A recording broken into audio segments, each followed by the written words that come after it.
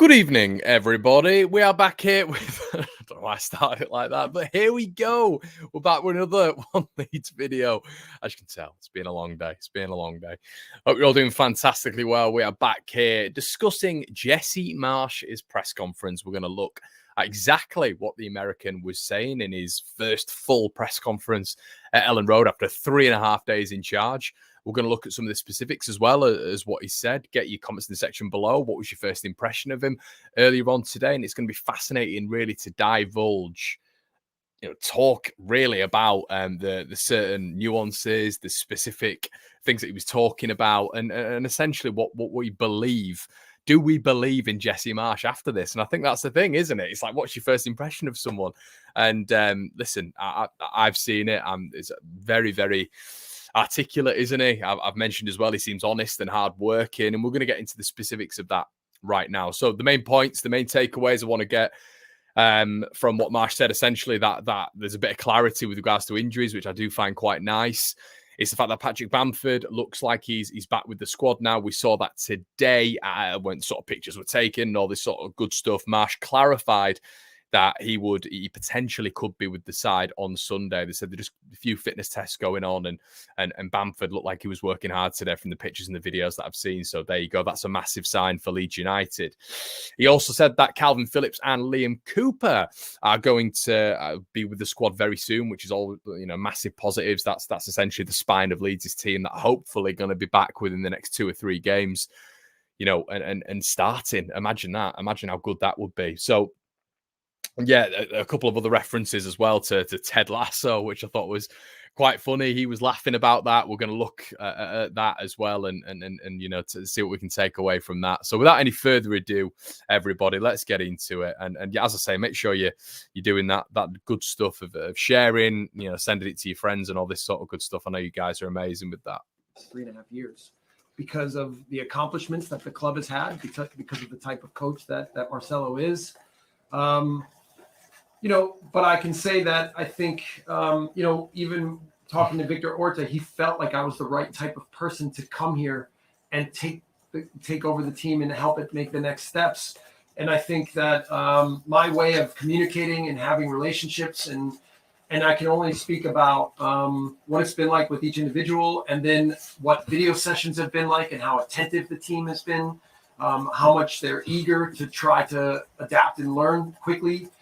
Obviously, because we know we don't have a lot of time and that we have to find success quickly. But good reference. Also, I think so much more than that. It's about the character of the players, and it's about the character of the people here. So I think the reason I wanted to stop it there, guys, and this is a big thing for me with what Marsch was talking about today. He was talking about the character. We know he's been discussing the types of people that we have in and around Ellen Road, which have been molded by Marcelo Bielsa, which is huge. It's huge that he's coming into an environment there where he feels like he can prosper with the caliber, not only the caliber, but the attitudes of the players as well. They've been very receptive to him, which is huge coming in as a manager, because sometimes it can be a frosty reception. They might not be as warm, especially with the predicament that Leeds are in. But it sounds like from the coaching staff to the tea lady, it's been absolutely unbelievable for Jesse Marsch in a really, really tough week for the club. So I think that's really key to know. As I said, guys, we're going to just discuss little clips and little bits. Every player's been available. But like I said, the video, we've had video sessions every day, and the attention span, the concentration, you can see there's excitement about the opportunity to try some new things. Fresh voice. And then the investment. And that is all also, right? I didn't pick up on that. Once again, there's excitement for someone. I wonder if he's had discussions with the players. Potentially there were some players who maybe were a little bit unhappy. Who knows? We don't know what the politics at Leeds are, but maybe there were players who were a little bit unhappy with the current regime, or the previous regime, I should say, and maybe wanted a little bit of a fresh voice, a little bit of a change. There's been a lot of people discussing, how Rafa was reacting when he first saw Marsch, when he, put his arm around him and all this sort of good stuff. So I don't know. I'm speculating, of course, but you've got to speculate in these sort of situations. But it's interesting when he's referring to that straight off the bat, that, it's a fresh voice, it's fresh system, it's fresh tactics. If you talk about me as a manager, that's, I think, what I care about the most. I love tactics and I love football, but I really love working with young men and helping them understand how to continue to improve and be the best version of themselves. So had a lot of individual conversations, have had Interesting. A lot of conversations, there you go. In front of the group. And yeah, I think they're getting to understand me more and more every day. But this is a 2.5 year project. It's not dependent on you staying in the Premier League. You're the man that they see to the next level. What level is that? Well, there's a guy like Patrick Bamford has a lot of personality. Yeah, let's drive on this bit. So essentially, we've been speaking about the project as well. This is great for you guys who've missed it as well.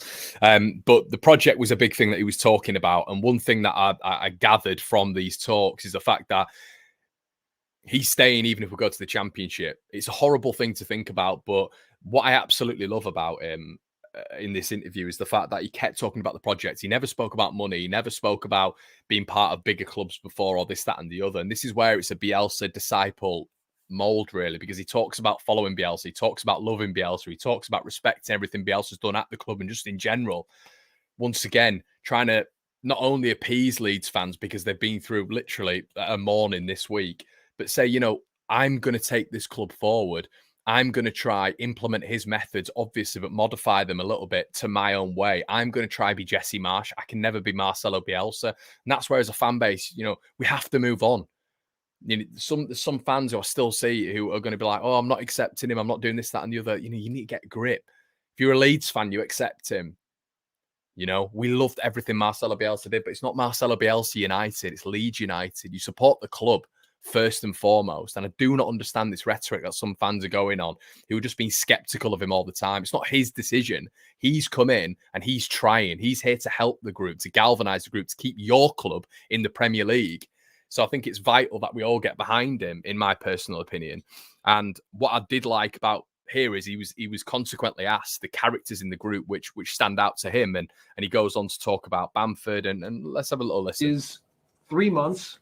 And then we have to start some processes now, but know that Tactics. The real development process will start taking place a little bit more in summer, that we build a foundation for what is important now. If Premier League status is resumed. What important now is more about making sure that game to game that we improve, that we are clearer and clearer. I think Adam Forshaw, there's been a bunch of great young men. I love how he kept referring to them as young men. It made me laugh. But yeah, a bunch of great young men. Sorry for you Americans watching, but that's my best American accent. But yeah, absolutely love it. And essentially he's talking about the characters in the group that are going to be able to see us forward. Speaking with Liam Cooper and Luke Ayling, this is easy to see that they are comfortable in front of the group, that they're comfortable in leadership roles. Good to hear. Adam Forshaw has been also fantastic. There's a guy like Patrick Bamford has a lot of personality. Returning. I want to challenge Calvin Phillips to take a bigger role within the team. Right. Okay. So this is something I found really interesting. So in my opinion, he can tell straight away that Calvin is a very meek and mild, maybe a little bit shy character. He'll have been looking behind the scenes at Calvin as well. Now, Jesse Marsch is right. When you look at captain material, it is all about having huge character and huge personality. And I'm not for one saying Calvin doesn't have that, but you do also have to be vocal. And it's evident that Jesse Marsch is a very vocal, inspirational, Mr. Motivator sort of individual. So it's going to be fascinating to see the development of Calvin Phillips. Can he turn him into proper captain material? Because I think on the pitch, his playing style, his attributes, he is a captain. But I think that vocal aspect, that personality, thriving in who you are, is going to be big for Calvin Phillips, off and on the field. So that's going to be fascinating. And that's something I wanted to hone in on, really, because Jesse did speak of that, which I've never heard anyone speak on when it comes to Calvin before. It's always been sort of on the pitch, but captain and leadership, that's something that we need to develop with our better players. And Calvin's certainly one of them. And in being a Leeds lad is obviously absolutely vital to that. And he's obviously so important, getting him healthy, but also getting him to take a bigger role in the there team, we go. I think will be massively important as well. Stuart Dallas, for me, is one of the hardest workers and strongest young men, who is clear with himself and clear with how to work for the team every day. Yeah, we've heard all this. We can appreciate each other and know how to play. Our style of play is fearless. I think we have a lot of fear. Here, obviously, well, last night, and he said do not play with fear. That's the thing. Yeah, so this is what he talked about as well. It was the fearlessness going into Leicester and just taking your opportunity and not being scared of anyone. I think sometimes you could argue that there's been a fair few occasions where these players might have been sort of maybe put back by the environment and the situation. I look at Goodison, I think maybe the crowd gobbled them up a little bit. And that was always my look ahead last season when I thought we're playing behind closed doors, because I do think in this squad, at parts they need motivation. They do need an arm around the shoulder. I think sometimes the mentality can be a little bit weak. And I did think that last season, obviously when we finished 9th, unbelievable achievement. But we did have conversations at the start on this channel about, can Leeds replicate that with full crowds? Can we maintain that away record with full crowds? And obviously there's been circumstances that have been in the way, of course, but I think he does need to reshape the mentality of this squad to be able to go into these games and be completely fearless and not just think straight off the bat we're going to be 2-0 down inside 20 minutes. The message that you gave him, will that be the motto? Yes, always. I used to have an equation. Mike Grella would know this. Fear to fail equals failure. Yeah, anyway, yeah, so he goes on about fear and failure and all this sort of stuff. Transition from one phase of a club to the next is as smooth as it can possibly be. Difficult to say, so we'll evaluate Patrick. There we go. What that means. Can he be on the bench? Does he need a few more days? Massive. But he's close, I can tell you that. Massive. Diego Llorente was not in training today. By the way, I'm not taking the mick. I've said this before. I'm not that guy. I'm not that guy at all. But I love the fact he called him Llorente. I've never heard that pronunciation, and that's not because he's American. It's just the pronunciation made me laugh. Llorente. He's questionable for the weekend. Obviously, with Liam and Calvin, we've already spoken. Yeah. And then a few, there's a few others that we are just kind of going step by step and making sure that we can prepare them as much as possible, but that we're not pushing too hard. Because the interesting thing was, I think he's not like he was taken back, but I think he was a little bit surprised by the injury record. And he referenced at the start how many players have been playing through injuries. Obviously, we heard Stuart Dallas say that earlier on, and we talked about individual duels on the channel before. If you're playing football in this system, in the best league in the world, and you're playing at the top of your ability, which a lot of these players are, and you're carrying niggles, that is a serious problem when it comes to individual duels. And that was always a frustration with me, that we didn't modify the play, and of course that we've got a small squad, so these players have been playing with injuries, which I think in a certain way is a little bit of a dereliction of duty. That sounds really harsh, but I do believe that, just in a sense of, if you're having players play through injuries and the club is aware of that, and we had an opportunity to resolve that in January, it's really poor, because this could hamper the players' development later on down the line. If they're young, if they're older, it could kill their career earlier. So yeah, I don't know. I found that really interesting, because he seemed a little bit surprised, really. Yeah. Hi Jesse, welcome to Leeds. The under-23s and the way Marcelo approached that transition between those two groups and had them together was a big part of his legacy. Yeah, he didn't really mention the 23s that much within the match of what we're trying to achieve. So let's see. I mean, I've been working with one formation this week with them. I'm not going to say what that is. Fascinating. One formation. However, I'm trying to step by step. I also had Leicester in mind in the last week, and so sorry, I do want to talk on this as well. You can always go and check the conference out yourself, but I think it's going to be really interesting to see what formation that is. If it is a 3-4-3, which I think will be really beneficial to Leeds in terms of shoring up at the back and playing zonally and playing with those 7 players just as a defensive unit. I think that's going to be really big. I would like to probably see the 3-4-3, if I'm quite honest with you. I think we are more set up for that. It's almost a bit of a modified 4-1-4-1. So I think I would like to see that. The 4-2-2-2 system might take a little bit longer. I mean, listen, even in the 3-4-3, Leeds are going to play vertically, because that's Jesse Marsch's way. But it's going to be really, I don't know, I'm going to be fascinated to see whether or not he's able to implement that straight away. Both systems are going to be difficult for the Leeds players to learn, but I think maybe just a slight adjustment straight away would be better for the Leeds lads. But it's interesting, one formation all week, and has that been used with Bamford in mind? Trying to think about how to put a process in place to help the players adapt and what it would mean for this game, and then we'll have to go step by step through every game. And again, try to think about how to make complicated things as simple as possible so that the players can execute. Yeah. Thank you. Hi, Jesse.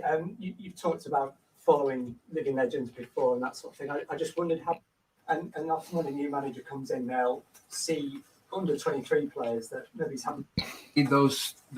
Anyway, you get the gist, guys. We're not going to go on about that forever. We've been going on about 16 minutes. I know you guys love the reaction, so I wanted to discuss that initially. But Leeds have got a game, haven't they? Now listen, with what we've just heard there from Jesse Marsch, he was, adoring Bielsa once again, said Mark Jackson's been promoted, which is fantastic news for Jacko because he's been part of the 23 setup, done wonders with Joffrey, done wonders with Cresswell, done wonders with Crescencio. So he deserves that. He deserves to be promoted, and I'm happy Jesse's done that. He's also been, his assistant has been added to his roster, to his team. That was with him at RB Salzburg. Wasn't with him at RB Leipzig, which was really interesting. He's called Shamer, and he's moved over, which is going to be. I just find it interesting that he wasn't with him at his sort of lowest point, really. And once again, we need to talk about Leipzig because what he also said in his press conference was the fact that COVID did interrupt his plans at Leipzig. He said it wasn't right at the start. He didn't feel it was right, and he went against his gut, essentially, which he never normally does. Went to Leipzig. Obviously, he had those players sold just before he was there as well. And obviously, Nagelsmann, we've spoken about all this before, moving on, which was a big transition. But he was saying that they were fifth. They'd just beaten Dortmund, and then COVID hit, and it all went to pot. And he acknowledged that, but he came out a little bit spiky. He was like, look, I did still have problems here. Did still have problems, obviously, with COVID like everybody else did, but I was doing all right. We were doing okay. We were building. I guess the caveat is to that Leipzig shouldn't be fifth, with their budget and their resources. So there you go. But he was building to something, and beating the Dortmund side. He was probably thought he was on his way to something there. But listen, it's a fascinating one. Obviously, the injuries are a big boost. I think overall it was a positive press conference, in my personal opinion. So let me know, obviously, guys, what you think in the comment section below. We're going to move on to Leicester now because we've not touched on Leicester City. We're going to go through a little bit of their statistics at the minute, exactly what's been going on with them. We're going to share that now. The Jesse thing is going to be a strand of this, but we're also going to touch on Leicester because this is going to be your preview as well. I hope you enjoy. Make sure you're hitting the like button. I know you guys are loving these so far, which is massively good for me, obviously, because it's beneficial. But there you go. So Leicester City, we'll have a little bit of a zoom in. So this is obviously the current form. The other night they beat a Burnley side who were in form, second in the division. That can't be taken lightly. Obviously Burnley in and around us, it was huge for us. Jesse Marsch once again said that he was watching that game, which he said has sort of helped him tactically as well, which was good to hear. The big one I watched was Forest when they got hammered 4-1. It really was. But if you look at the results recently as well, lost to Liverpool, drew to West Ham at home, won in the Europa League, lost to Wolves, and then just more recently they've obviously beaten Burnley. So it's not a horrendous form. If you look here, the pre-game form: draw, loss, win. With Leeds, obviously, it's absolutely horrendous. It's literally 4 losses on the bounce. Head to head, we've not had a bad record against Leicester, but I think this is all going to be about instilling confidence in the players, and making sure that the players go into this game knowing that they can get a result, knowing that they have the quality. And I think we just simply have to get something from this game. I think but I don't think it's going to be cataclysmic if we don't. Is my personal opinion. This guy's going to be back, isn't he? Jamie Vardy. Obviously, Maddison scored at the weekend as well. These are their top players as well. So the 2 of the 3 that are coming back are in the top 3 players. The good thing is, apparently, Ricardo Pereira looks like he's going to miss out on this one. But, Kelechi and Iheanacho, players like Patson Daka, they are huge players for Leicester. They sit 12th in the division with 10 losses, which is quite big when you look at the top sort of 10. Won 8 games as well, and I think still has been a lot of questioning of Brendan Rodgers this season. I think there's a lot of teams who were a lot of opposition fans and fans of Leicester as well who were not sure on the man. But 24 matches, 36 goals scored, 43 conceded, so they are conceding a lot of goals as well. Ademola Lookman impressed me when we played them at Ellen Road, and yeah, a lot of things to take into consideration there. I think the big thing that there as well, clean sheets. They've only managed 3 clean sheets, which essentially says that Leeds hopefully are going to grab a goal or 2. And I think the game's up for grabs. I think they've got a lot of quality. Vardy the other night when him and Maddison came on, it really changed the game. Both got, great finish from Maddison, and they'd had big chances before as well. So they're a top side. So it's going to be fascinating to see how Leeds set up. I can't give you any more than that, guys. We have no idea what we're going to be going into here, but I hope you've enjoyed the reaction to Jesse Marsch's press conference. I'm going to go with an optimistic 3-3. I think there's going to be goals. I think it's going to be an adaptation process. I think Leeds will score because it's free-flowing football under Jesse Marsch, but I think we're going to concede as well because I don't think we're going to be watertight. Looks like Diego Llorente is missing out, so you're probably going to see Robin Koch at the back. I do think Robin Koch is going to be favoured as well by Jesse Marsch going forward. Guys, make sure you like, comment, and subscribe as always, and I will catch you